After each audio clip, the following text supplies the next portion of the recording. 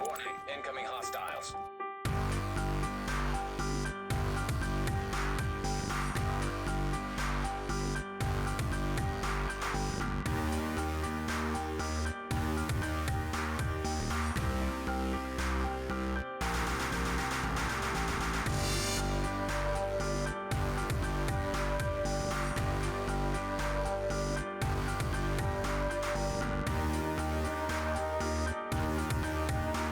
Hello and welcome to Ware Gaming Weekly.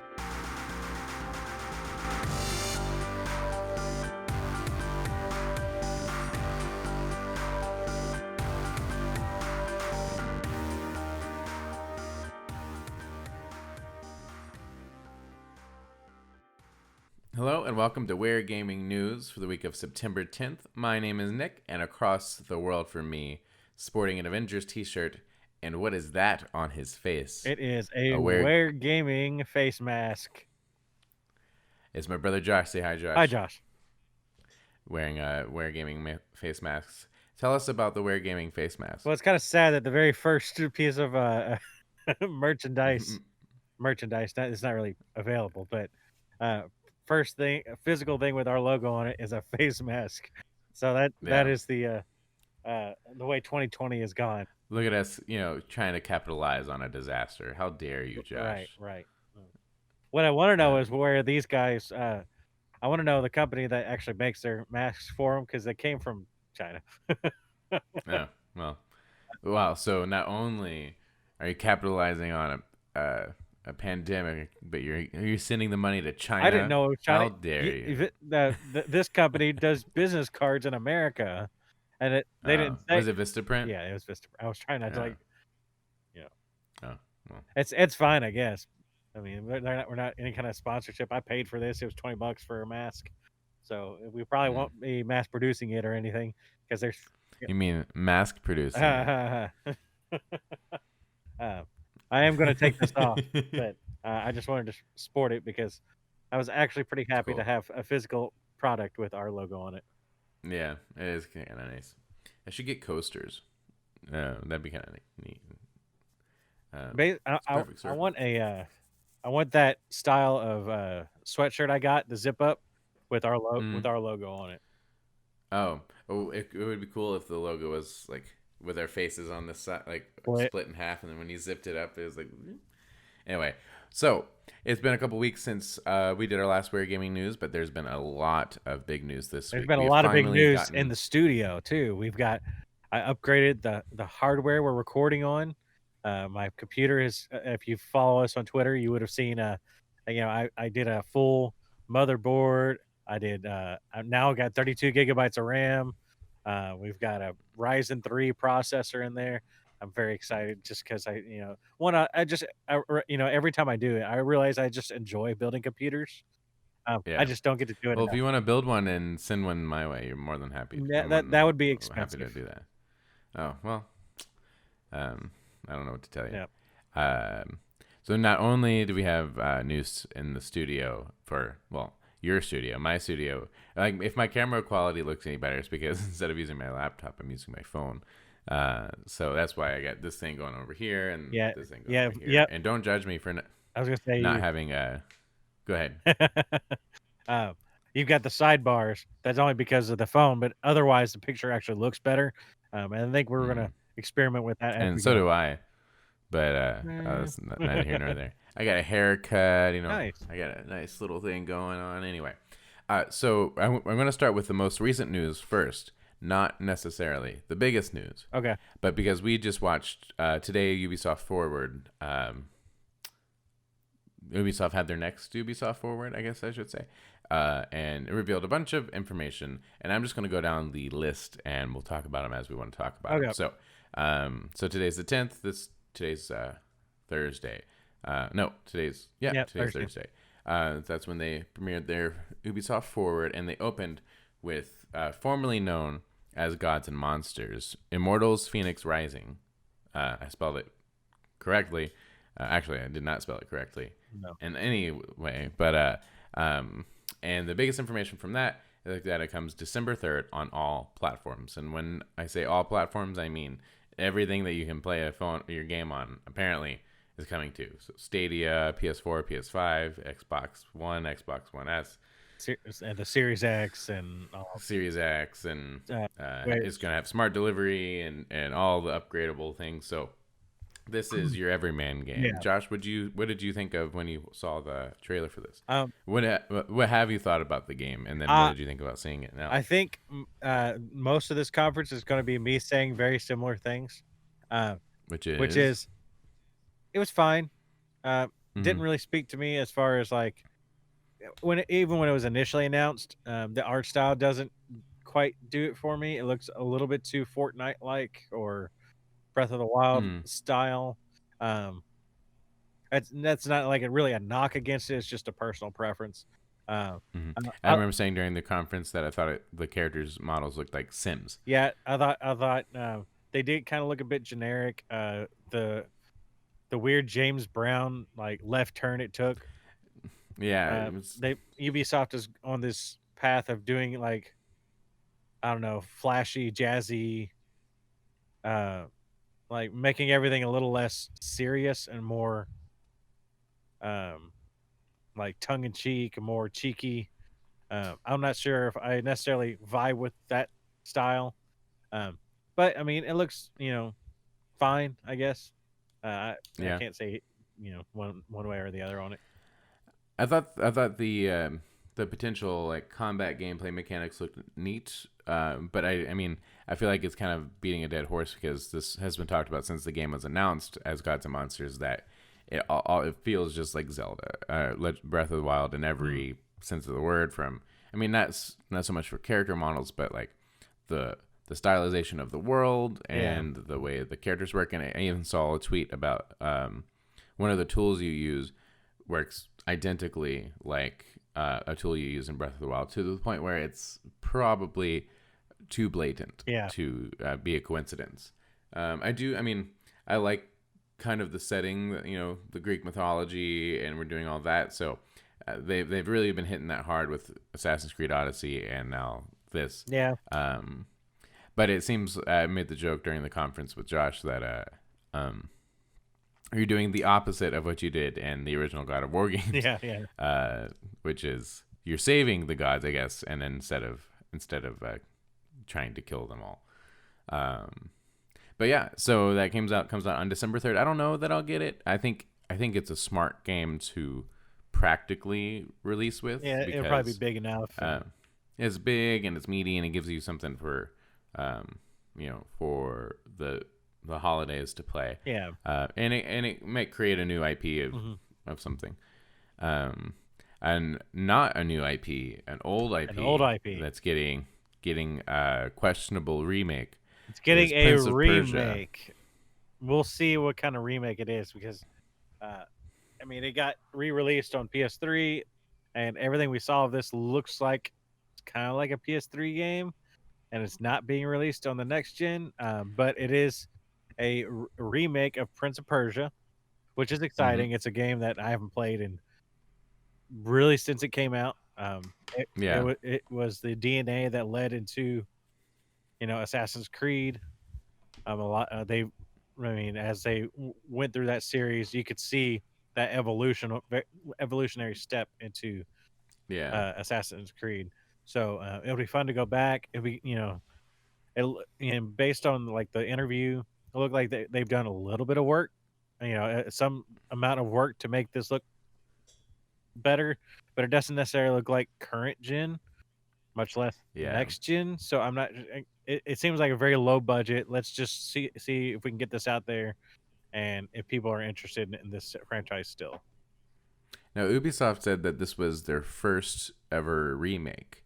Yeah, and that was super interesting because I guess they've done up-reses and stuff, but the fact that it doesn't look great and that they're clarifying it as a remake is weird. Yeah, and I think what like when they look at the calibers of other remake, granted, like you have like Demon Souls and Final Fantasy VII looking really good.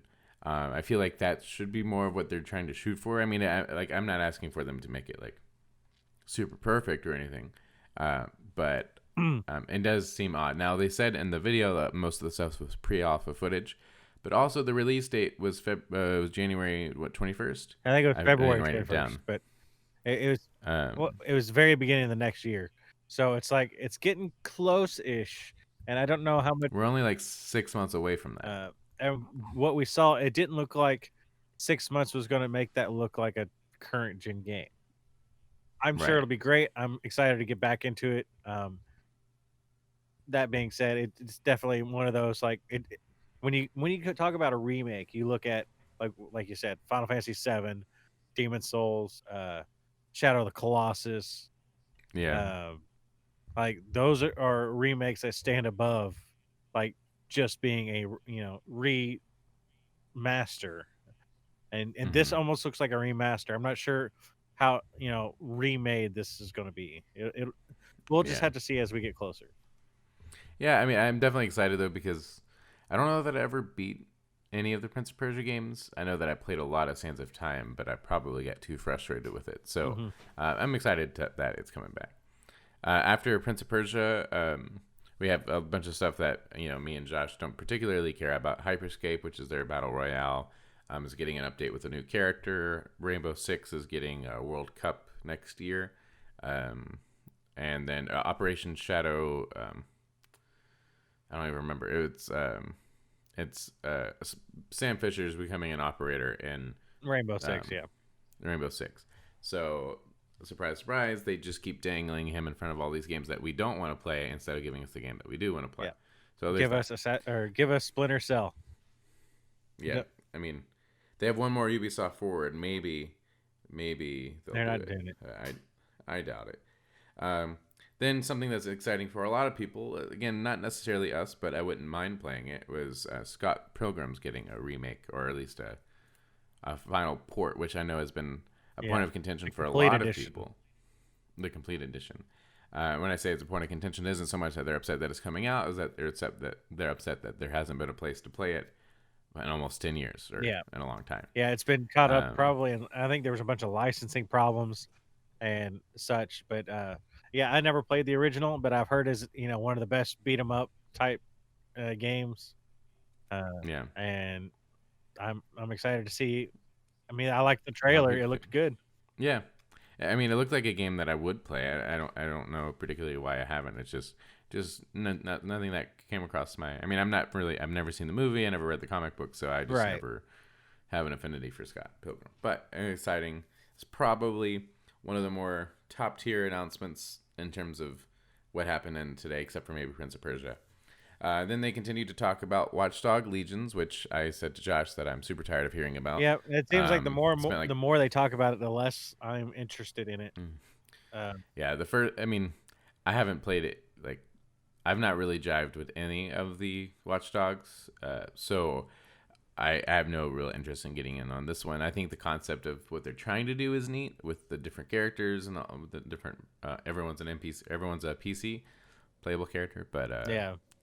I played the first one and beat it, and I had fun with it, but I had problems with the character arc. It didn't really fit. And then I played a little bit of Watch Dogs 2, and I just fell off of it. It was kind of boring to me. And so my problem with this one is stop moving the mic. No, I'm not touching. Oh, that one. Yeah. My problem with this one is they keep showing it, and the first time they showed it, I was like, oh, that's neat, and anybody could be an NPC, every NPC could be a playable character, right?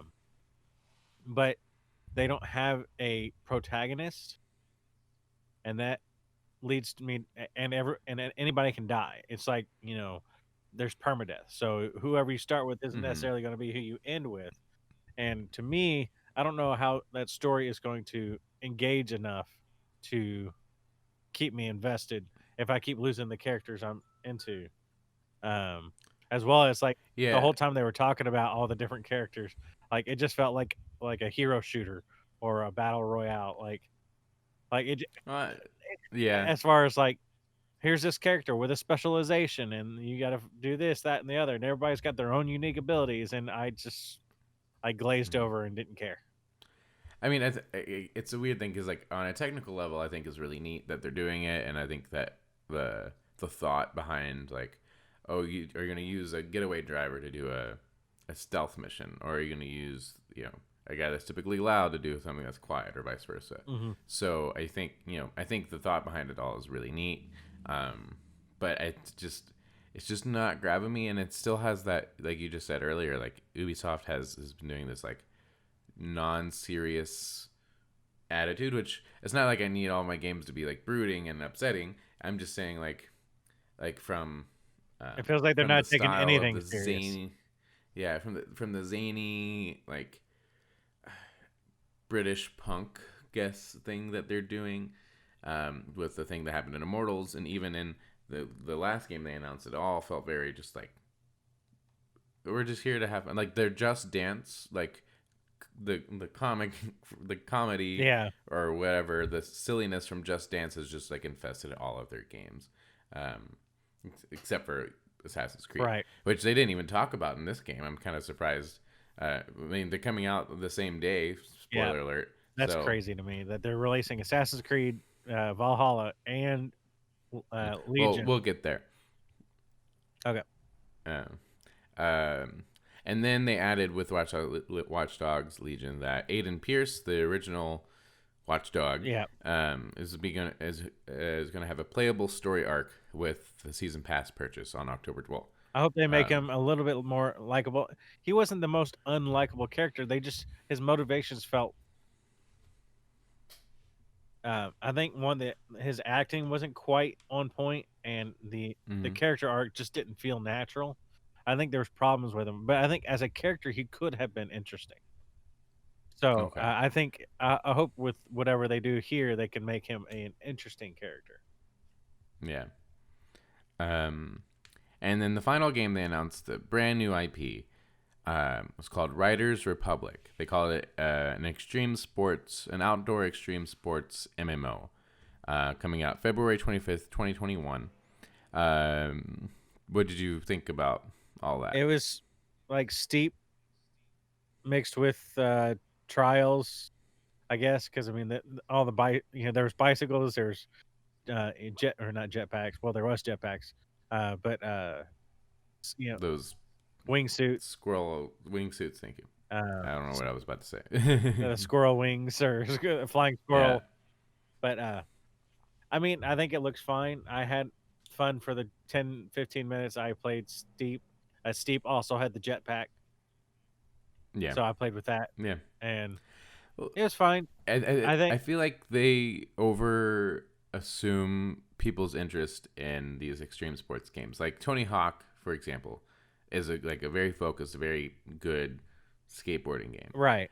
But Steep was neat sounding, but didn't do anything for me. It's one of those. And so the idea of Go ahead. Yeah, it's one of those. I was just gonna say the idea of an MMO version of all this, and you're gonna be flying while other people are bicycle riding. I'm like, it seems like an amusement park, and it seems like it could be fun, but also like not. It's like, I mean, it's definitely not for me. To me, I would be more interested in them like focusing on like, let's buy the Cool Borders IP, and let's do a Cool Borders, or let's do SSX. I don't know who does SSX, but let's focus on one sport and not 500 sports or 500 people in 3 different sports across.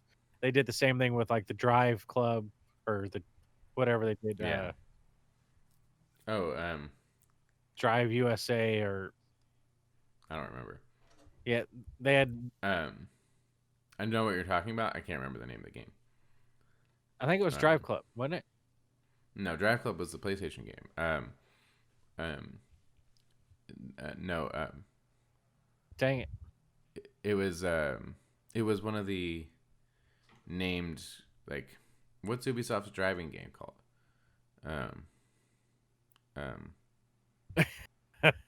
Oh my god! Clearly not that great. Exactly. But I remember playing the demo of it though. With that one, there was like you could drive across the country, but you could also fly planes, and you could also drive boats, and it was. Oh my gosh! What was the name of that? Grid? No. No. Dirt Rally. No. I can't look it up. Hold on. Ubisoft. Yeah. Racing game. As soon as it comes, it's gonna like the crew. The Crew. And the Crew 2 is where you could go from doing one or the other, and you could have races in different cities and from one city to the next and all this stuff. And I thought it was super neat. I'm like, that's super cool. And then I played it. I'm like, oh, okay. Yeah, it's just like I think Ubisoft has a focus problem, and they want to do a little bit of everything. They want to make a serious hacker game, but they also want everybody to have fun in it and do whatever they want in it. And so it's going to lose focus of this was about a specific thing, and now it's lost its focus. Yeah, which is Assassin's say, Creed, which is like there was a reason Assassin's Creed was going on, and then there was a modern day element to it, and they kind of halfway did the modern day. The story from the modern day was interesting, but as far as like the gameplay and the implementation of it wasn't fun. So people didn't like it as well, and then they cut it out, and so now it's just like here's a reason to go play in an ancient sandbox. And it's like, okay, but I don't have a reason to do what I'm doing. This is actually something I've talked about a lot recently with some friends and roommates, is that the thing about Assassin's Creed for me is that I don't think it was intended to be a game that came out every year or that still exists 13 years. No, longer than that. Like it was about 2007. Yeah, 13 years later. I mean, I feel like based off the story that it makes sense that you're going to go to different stuff, but like eventually there's got to be a culmination of all these, of the reason you're looking for all these things. But then they realized that they could make money by just keep going to different sandboxes and which makes a lot of sense. But then like just restart a new IP and make a game where make a bunch of different games where you're in different worlds. Yeah. But anyway, so yeah, so that's the Ubisoft forward. It's all very meh, but like it's weird because Ubisoft usually, well, not usually, but like for a long time has all the games that I really want to play, and right now they don't really have any game I want to play. No. If they would, which makes me worried about what they're going to do with Splinter Cell whenever it actually happens. Yeah. You know, it's probably not going to be exactly what we want either. But there are a few things missing from here. They didn't talk anymore about Rainbow or Far Cry 6. They didn't talk anymore. Well, they just revealed it last time, so. Right? They didn't talk anymore about Assassin's Creed in this one, which I don't guess they needed to, but they also didn't need to talk about Watchdog Legions either. So, right. It was fine. They spent too long on every single subject. We were luckily watching it after the fact, so I was like skimming through. So it was a lot of here's the game, a dev diary about it. Here's the game, a dev diary, which is classic Ubisoft. They sit down and talk about it. They show the trailer. They sit down and talk about it after the trailer, and then they show the gameplay, and then they go to the next one. So they always overdo their conferences. But this time it was just like I don't care about really any of these games, so it was a little bit harder. Yeah. All right, Josh. Here's the real news of the week. Are you sure? Yeah. So this week, as everyone knows, an unexpected leak caused Microsoft to show their cards, and starting on Monday night at midnight, a Twitter account by Brad Sams released a video breaking down the yet to be announced, but now is announced, the Xbox Series S. Were you awake during the time that this happened? No, I only kind of halfway saw it the next day, I think. So I was laying in bed scrolling through Twitter because midnight is different and it's not 3 a.m. for other people. Right. And I was just scrolling through Twitter, and all of a sudden I saw the Brad Sams thing, and I had heard about it earlier, but I'm like, oh, it's probably nothing huge. And then about an hour later, it was like, bam, Microsoft. The official Xbox Twitter account verified the legitimacy of this video, the video I actually hadn't watched yet, but it was just showing the picture of the box, and it was saying $299 on it. So Xbox, the official Twitter account, made it official, and by saying in their tweet, "Let's make it official: the Xbox Series S, next gen performance in the smallest box ever for $299." And then it said, looking forward to sharing more soon, promise. And they kept that promise because in only 2 days later, the entire fall calendar for Xbox is Series X and X. Series S and X had been revealed. And then yesterday on Twitter, Xbox announced the price of the Series X and a blog post from Phil Spencer himself. So this is the blog post. Yep, it was a big deal. I mean, I remember seeing the. I did catch it before they actually. Well, it was after the confirmation of the $299, but before they announced the Series X prices and everything. So I was kind of watching it later, but then I caught up and was watching it as it went. And it was interesting to watch. It was clearly like, well, the cat's out of the bag, let's do it kind of deal. And it's neat. The box looks ridiculous, but I think I don't think it looks any more ridiculous than the PS5. No, it doesn't. I think that's just the baseline for this generation. Is everything kind of looks weird and strange. I mean, I actually kind of prefer the Series S box more than the PS5. I would prefer having that on my desk than this PS5. I thought it looked like, with the PS3 Slim was a George Foreman grill. This is a hot plate. A hot plate. That's great. The Xbox hot plate. So yeah. That's hilarious. Yep. So my whole thing is I just bought an Xbox. I'm about to do a little mini series about it, and I'm a little kicking myself because I spent about half the price. I mean, it's half the price than what I would have bought for the Series S, but I have a day one launch. I'm like, man, it would have been paying twice as much as I paid for something that was going to be smoother, look better, and all this stuff. I mean, arguments for both, but Phil, did you want to read this or do you want me to read this? Yeah, I'll read. Okay. So where are we at? Now more than ever. Now more than ever. So this is Phil Spencer's blog. Okay. Now more than ever, gaming plays an important role in our lives. As one of the greatest forms of creative expression, gaming sparks in our imagination. Are you sure you want to read? Gaming sparks in our imagination and connects us to new worlds, stories, and our friends. On November 10th, a new generation of console gaming begins. That's when our vision becomes reality with the most performant, immersive, and compatible next-generation console gaming experiences and the freedom to play your games with your friends anytime, anywhere. To empower you more than ever to jump into the next generation of gaming, today we confirm the Xbox Series X, our most powerful console. What was that? The Xbox Series X. I just heard the Series X, so how dare you make a mistake? Our most powerful console ever made, and Xbox Series S, next generation performance, and our smallest console ever built at a more affordable price. Launch globally on November 10th. Pre-orders start on September 22nd.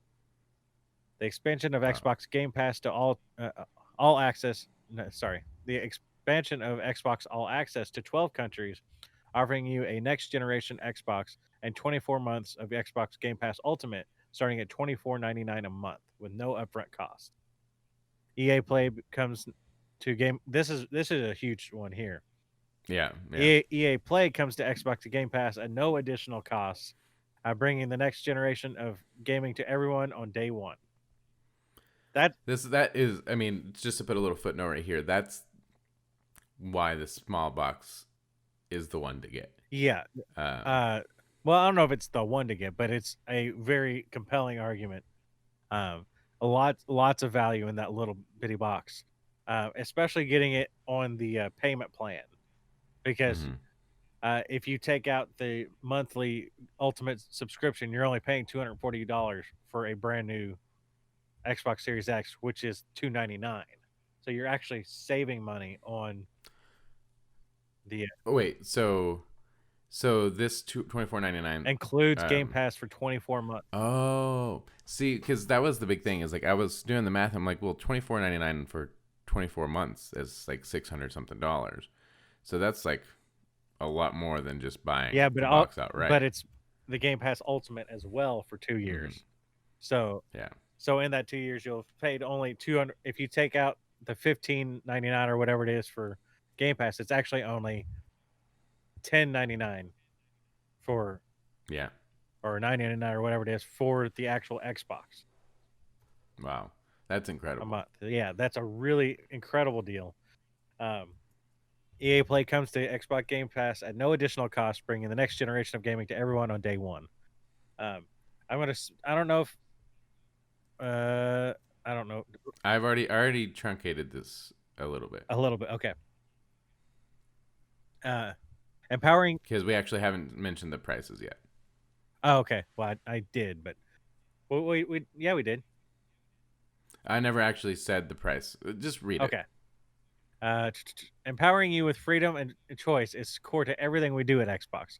In addition to the traditional option of purchasing the new generation of Series X and Series S at $499 estimated retail price and $299 estimated retail price, respectively, we're expanding our Xbox All Access program to 12 countries this holiday, with more to come in 2021.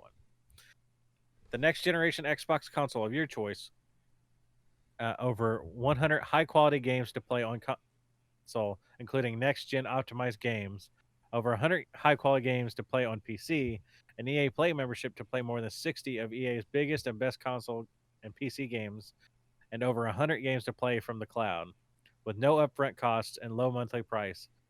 Xbox Series X will be available starting at $24.99 a month for 24 months, and Series X will be available at $34.99 for 24 months as well. That also doesn't include the fact that xCloud is also included in that Game Pass Ultimate, so you can play from your phone anywhere. You can probably skip to here. Okay. Do you see what I'm talking about? Yep. The best place to play the biggest games. On day one, you will be the first to enjoy next-gen versions of the most anticipated games of the year, such as Gears Tactics, Tetris Effect Connected, and Ubisoft's Assassin's Creed Valhalla and Watchdogs Legion. Why they're coming out the same day, only Ubisoft knows. Ubisoft is known for leveraging new technologies and the power of new hardware to deliver groundbreaking games. And we think you'll be blown away by the experience you'll have playing Assassin's Creed Valhalla and Watch Dogs Legion on Xbox. Not to mention, those are two huge games that to sink time in on a brand new console. I mean, that's probably why. And I think people will say, I want to get the mileage out of this, so let's get these two huge games. Series S is designed around the same technology and will make these games and so many others look and feel incredible. And speaking to game developers, we identified the areas that are most difficult to scale effectively, including CPU and I/O, and made it easy to include Series S developers who are targeting their experience for Series X. And then you can probably skip all that. Yeah.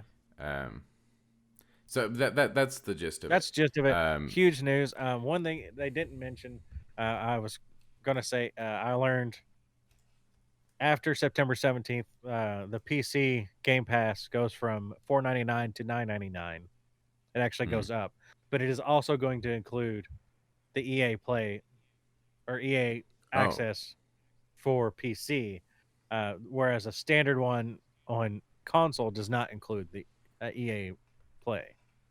It only comes with Ultimate. Oh, okay, gotcha. So and will you still have access to the xCloud? I don't know. It didn't say that, and well, I guess we'll wait and see. But I haven't really used the iCloud or xCloud yet, so. So what is this? What does this do for you, Josh? Now that one of the big competitors has got it out of the bag, what do you think about it? I think this is a huge like door kicker. Like we are here, we have a box that's incredible. We have valuable services. The third parties are supporting it. We're going to be doing all these great things. You can get in at $24.99 on the first month. Like that's unprecedented for a brand new console. So I think that's incredible. Um, they have no first party games. Yeah. That Well, that so that's kind of the I mean that's my I mean, they'll have first party games. That's not something anybody who is excited about Xbox should worry about. They have 14, 17 studios now working on games. They're coming at some point. Um, hmm. as far as day one adopters, if you're looking at value proposition, there's no reason not to get a Series X or a Series Well, S. yeah. Well, I mean, it goes back to when I told you when I looked at the games for Game Pass, and what ended up making me get this box was that, like, if you can make it work, there's no reason not to have it. If the games are interesting to you, whatever, because it's such a great deal. And now, I mean, like, you know, this, like, everyone, like, this last generation, you had two consoles. It was the PS4 and the Switch, or the Xbox and the Switch. And now it might be a PS4 and an Xbox. Yeah. Because of how, unless they make the Switch a Game Pass machine as well, which, I mean, if they did that, I mean, game over. But yeah, so now it might be like I should get an Xbox. But then the real question is like, us as mainly PlayStation gamers, the idea about Game Pass is it's all it's all first party games and some, I mean, a lot of third party games.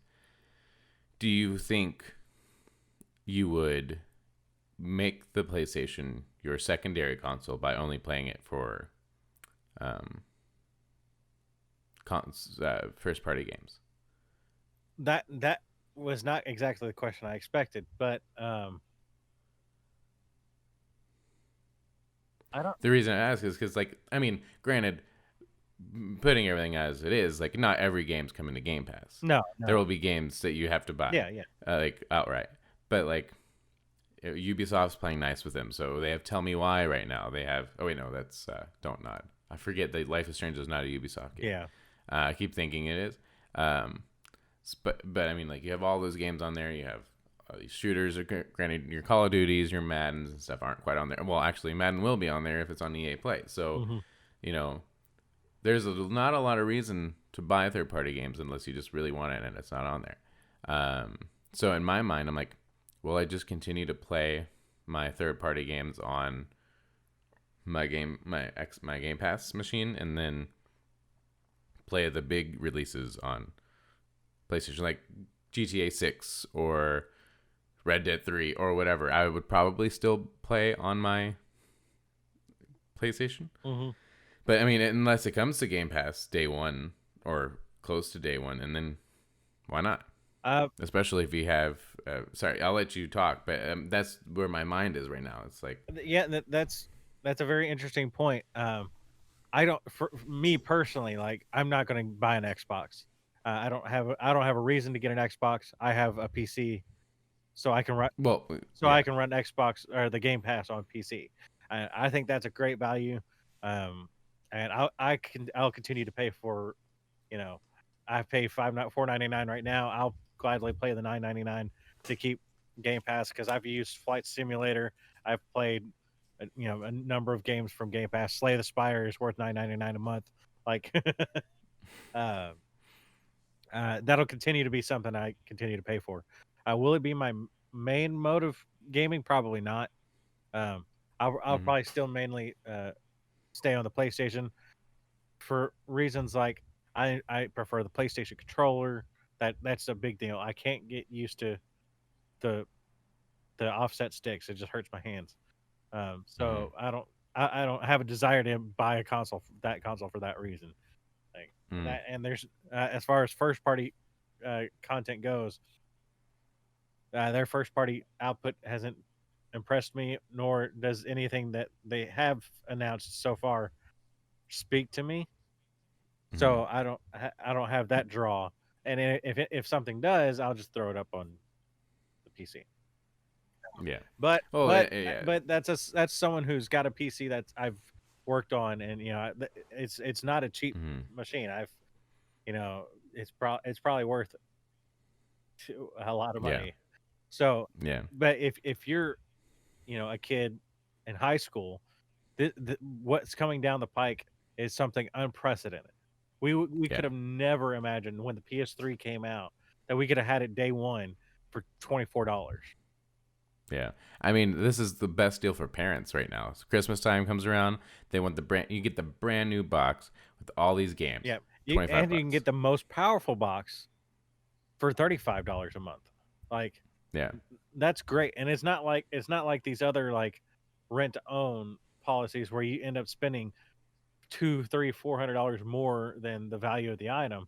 This is basically undervaluing the item that you're buying, and it's incredible deal. So I don't want to like talk negatively about Xbox here. They're killing it. I mean, there's nothing negative I mean, sure about the games and stuff, but like this, I mean, I don't think I think this puts Xbox at a much higher margin than PlayStation right now. I mean, cuz I would be surprised if PlayStation did a payment option plan. I don't think they will. No. I think it's just this is the money that you're going to pay based on how they've been treating the pre-orders anyway. It's a lottery system. You don't know, like it's all very weird. Not and real quick before we get too far, the pricing, $299 flat, like that. I mean, that's a Switch.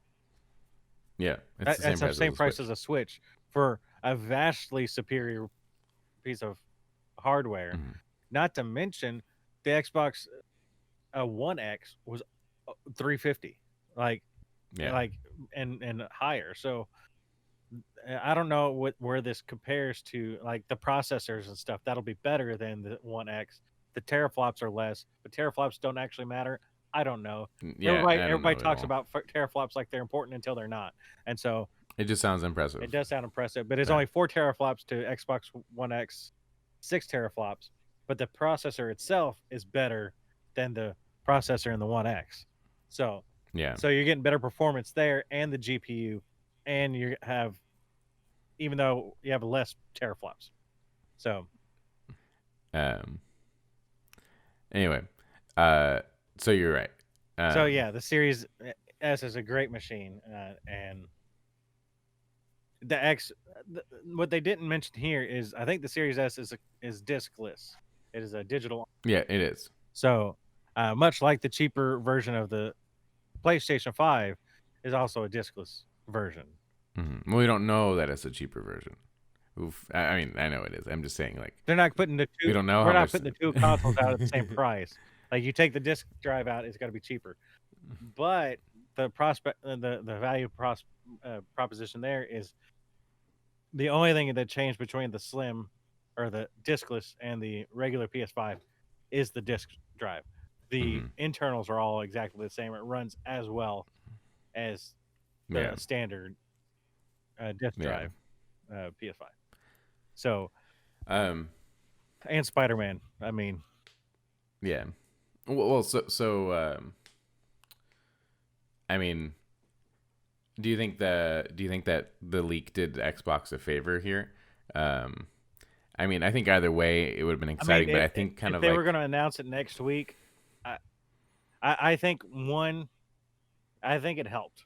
It gets them out of the way. This should have happened 2 months ago. We should have known all this back in July. Like, there's no reason to have waited this long on all this stuff. well, And same with PlayStation 5. Hopefully now Sony can say what they want to say.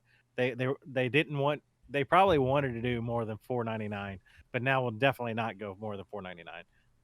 It's almost. I imagine almost they're a going to be lock. the exact same price. $499, and I don't think the other one will be $299. I think it'll be $399. It'll probably be I think it's $399 and $499. Which it cuts out. Xbox cut them out at the knees there, but it's still the PS5 would be a more powerful console than the Series S. Yeah. But the value, so they're going to lose a little value there. But I mean, either way, I'm hoping that it'll push Sony to actually announce those prices, give us a release date, and let us get on with our. Yeah. I mean, honestly, the leak helped our like starved like feeling of like we want to know. And then when you see something like, well, is this true? And then it gets the excitement, and then they find like Xbox, instead of like, we don't comment on rumors or speculations, we're like, fuck it, we're just gonna do it right now. And then and that made it baller, and it made it super cool, and it made them just own the fall now. Now that's what everyone's talking about. Like, I was just talking to my roommate. I'm like, did you hear about the Series S? And he's like, what? And he looked it up, and he's like, holy shit, this is so cool. So like, it's already, it's already in the mind share. Yeah. Any more you want to say on all this? I don't think so. I mean, yeah, I think we covered it pretty well. I do think that, just kind of putting a pin in the PlayStation side of it, I don't think, sorry, my phone just showed me a text. Yeah, mine too. Do you want to pause for a second? Is he going to bed? I came down to say goodnight since I was leaving for vacation. Yeah. Well, that's what I was going to do. Okay. That's okay. It's not that big of a deal. Anyway. So just to put a pin on the whole thing about the PS5. I should have a sign recording in process. Just little meep. Is that these are what I definitely think is going to happen. I definitely think it's going to be $4.99 and $3.99. I definitely think we're going to hear before October, and I definitely think the Xbox there will be more systems off the shelves of Xbox than PlayStations, but PlayStation's going to have more money because people are going to be buying theirs outright. Well, people are going to be buying theirs outright, and with their little all access system, they're going to run out of consoles faster. Oh yeah, that's what I'm saying. Yeah. That's what I said. Like the consoles will go off the shelves faster. Oh yeah, but PlayStation will have more money because you're paying them outright. Well, what that leads to is, well, I can't get the Xbox, so I'm going to get the PlayStation 5 because there's two versions of that. And so, I mean, I came here to get the Xbox, and they don't even know when they're coming back in stock. So I'm going to pick up PlayStation. Yeah, I mean, I guess there are some people who don't like the idea of payment plans. There are some people who are like, I don't want to have to deal with this for 2 months. I just want to buy once, and that might push people to go to PlayStation. But honestly, like, well, no, I don't think that'll push people to go to PlayStation. That just means you just buy the console outright. You don't. Well, that's true. Yeah, you would just. I don't think that's going to be a problem per se. I don't think there's going to be any like consoles held for monthly pricing or anything like that. Right. Yeah. All right. Let's move on from this. That was a lot, but we're getting to late into the podcast. So let's move on to Mario. Nintendo had really big news this week. I'm going to read a write-up from Tom Phillips from Eurogamer just because he sums it all really nice. Go give him a click. Nintendo has at last lifted the lid on its celebrations for Super Mario Bros. 35th anniversary via a Nintendo Direct broadcast stuffed full of Mario games, old and new. Headlining the announcements was the re-release of Mario's three 3D platforming classics, Super Mario 64, Super Mario Sunshine, and Super Mario Galaxy. They're calling this the Super Mario 3D All-Stars Collection, and it will arrive in just not even a week and a half from now, on September 18th, I think. Yeah. But it will be removed from sale at the end of the next March, which is bizarre. Speaking of Mario collections, the original Super Mario All-Stars pack released back on the SNES is now available to play via Nintendo Switch Online. Online subscribers will find it in their catalog today, allowing them to once again play Super Mario Brothers, Super Mario Brothers: The Lost Levels, Super Mario Brothers 2, and Mario Brothers 3. Is a deluxe Super version Mario World in that already? Well, that's why I think it says once again, because I think you could already play Super Mario World because I just beat Super Mario World on it. So I mean, it's not in the pack there. I was just asking, was World already in there? Oh, World's already on the online. A deluxe version of the Wii U platformer Super Mario 3D World was also revealed. This was another announcement which leaked ahead of time, officially titled Super Mario 3D World Plus Bowser's Super Fury. overrated. The game is a little further from release. It'll arrive for Switch on the 12th of February, 2021. And with more details to follow on mysterious new gameplay sections first teased in the video today. Or the direct video. And then on to the surprises. Well, I think the first stuff was the surprise. But, it was kind of the surprise. I mean, we had heard, even though we'd heard leaks beforehand about the 3D All Stars, so it wasn't the biggest surprise, but it was nice that it came. Yeah. Beginning with a competitive multiplayer version of Super Mario Brothers inspired by Tetris 99, which is kind of neat. Did you see this? This is Super Mario Brothers 35, where you can play against 35 other players to become the last plumber standing. It arrives on October 1st of October and will only be playable until the 31st of March. Again, seeming to get that that Q1 time right there. Yeah, it also feels a little bit like the Disney Vault. Oh wait, no, Q4 isn't that? Is March the end of this year? Well, for fiscal this year, it's different for every business, so I don't know when the end for Nintendo would be. Oh, okay, gotcha. It is. I mean, the fact that the Super Mario Brothers 35. I guess that being a an event kind of game, that is not as weird to drop off since I think it's a free to play. Yeah. Thing. Well, I guess free if you have online. Right. The stranger thing is the fact that they're doing a limited run on the 3D All Stars. Like, it's a limited physical and digital. So even after March 31st, you can't buy the game. Like, period. Right. Not digitally, not physically. Like, they're just gone. And that is super bizarre. I've never seen them do anything like that. The fact that these are games that people have wanted, especially number one, the fact that it's missing Galaxy 2 is bizarre. But otherwise, the package is fine. They haven't done really anything to the games as far as up-resing them or anything. Or at least they haven't done a lot.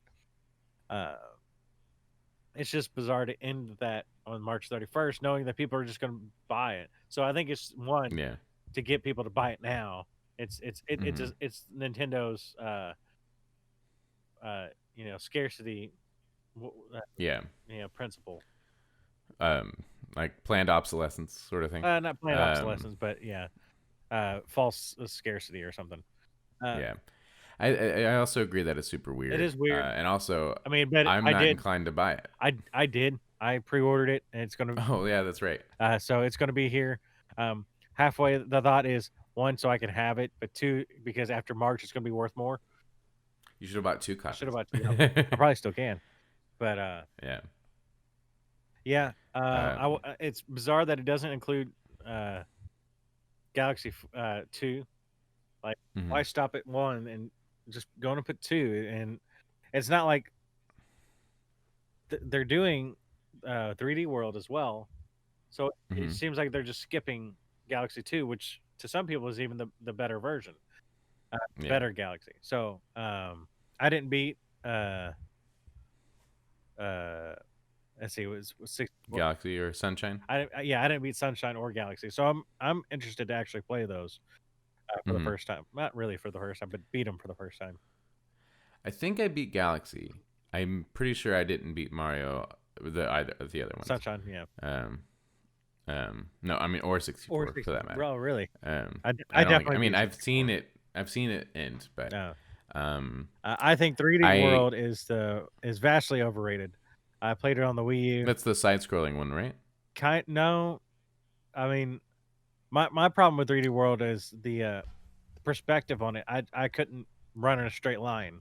It was the hardest thing. It was like a brawler. Like, I couldn't line up with what I needed to run across, and I had the hardest time playing it, so I never got that far in it. And it did some cute things, like it brought in the cat suit for Mario and stuff like that. But I personally wasn't a big fan of just like moving in that game. Yeah. Oh, they didn't mention in the write-up. Maybe I accidentally deleted it. That they also announced Mario Kart Home Tour, Oh yeah, um, which was a really neat I thought looking, that was super neat. like. Well, what I wrote is that if I were younger and had more space, like the Mario Kart Home Tour would have been amazing. Just to have, I mean, because I always like the idea of having those slot cars, like the Like the Hot Wheels yeah, like yeah. track and stuff. But being able to do that with like an RC car and it work with your game, I'm like that was super cool. And it's also coming out soon. I didn't have a date for that because it wasn't listed yet. Yeah, But my first thought was Xander, and yeah, I like setting up in the living room and the kitchen. You could set up cool tracks in there, and he could drive through 'em. He's terrible at Mario Kart, so he'd just be hitting the wall the whole time. But that'd be fun. There's no Switch in the house either, so that wouldn't actually work. well, yeah, And you can't get them. yeah, They're sold out everywhere. yeah. It's super cool. I mean, Mario is always one of those things that I love the idea of, but never play. And I did play Odyssey, and I enjoyed it, but I didn't also get why everyone else loved it. If you remember, everyone was raving about Mario Odyssey, game of the year, game of the year. It was really great. I thought it was a cutesy, fun platformer that did a lot of cool things. I did not see why it was game of the year that year, but Yeah. that's it's not for me. One last story before we go. Minecraft is coming to PSVR later this month, and I actually find that particularly interesting. But do you want to read the article? Sure. A new free update for where Minecraft on PS4 will add PSVR support later this month.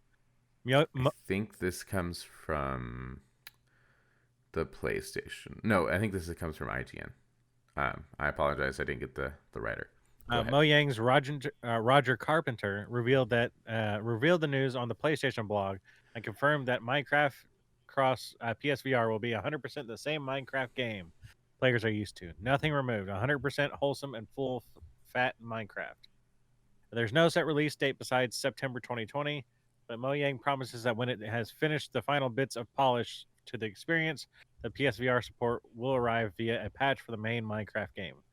Furthermore, everyone who has Minecraft on PS4 will get the patch automatically.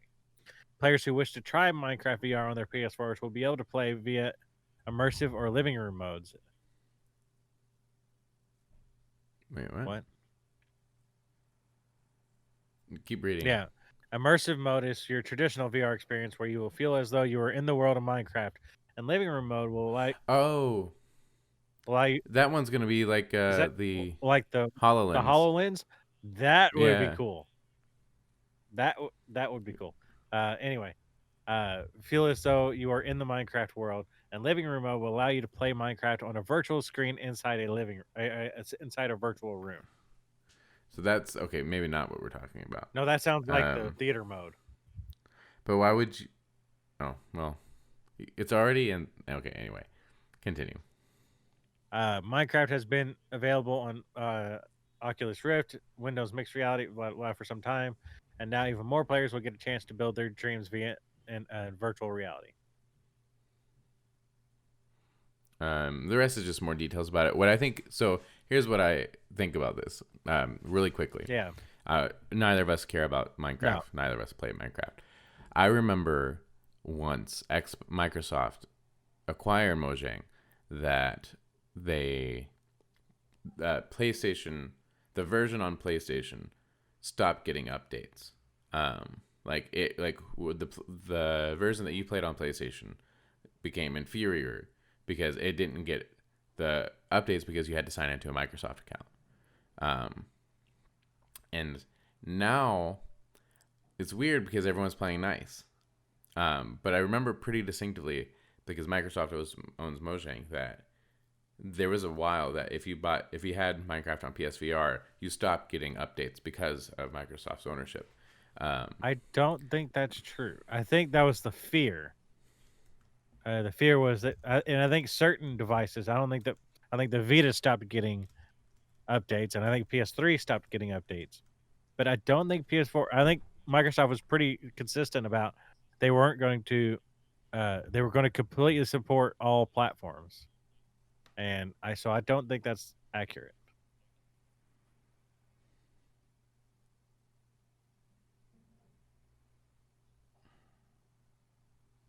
Well, you keep talking, but I'm trying to find an article. This was years ago. Yeah, I think this is neat. It's fascinating for Microsoft to put in the work to actually work on VR and put it out on PSVR. I think it's great that they're working together on that. Um, I don't care. Again, we don't care about Minecraft, and I'm not going to play it in VR. But if that one mode is like the Hololens mode, I swear I still think Hololens is like one of my top E3 moments. Like when they put Minecraft on the table and they just had the like 3D the model just there. I thought that was just the most incredible thing. Okay, maybe you're right. What I'm reading is an article from The Guardian in 2014. Wow, they've owned them for a while. Minecraft will continue to evolve just like it has since the start of development. We don't know specific plans, blah, blah, blah. So there's no reason for the development, sales, and support of the PC, Mac, Xbox 360, Xbox One, PS3, PS4, PS Vita, iOS, and Android versions of the Minecraft to stop. Okay. Of course, Microsoft can't make decisions for other companies or predict the choices that they might make in the future. So I wonder if PlayStation... I think PlayStation had a problem with signing in, people signing into Microsoft accounts, but I don't think that affected getting updates or anything. I just typed in Mincecraft. Is that where you learn how to mince garlic? Hmm.